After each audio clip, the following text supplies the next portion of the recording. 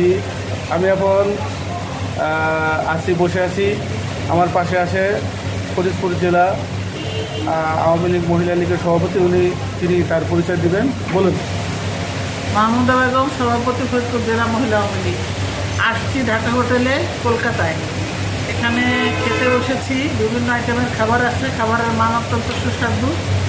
আমি বৃহত্তর ফরিদপুর সহ বাংলাদেশের যারা কলকাতায় আসেন সকলকে আহ্বান জানাবো, আপনারা এই হোটেলে আসেন, খান, খেয়ে দেখুন, বিশ্বাস করেন রান্না যথেষ্ট ভালো এবং এদের আপ্যায়ন আতিথেয়তা অত্যন্ত প্রাণবন্ত। ধন্যবাদ সবাইকে।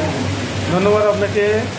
আর আরেকটা পরিচয় আছে, তিনি হচ্ছেন আমাদের শরীয়তপুরের বর্তমান এমপি সাহেব, তারও রিলেটিভ আত্মীয়, ইকোলেশনপুর, তারও আত্মীয় তিনি।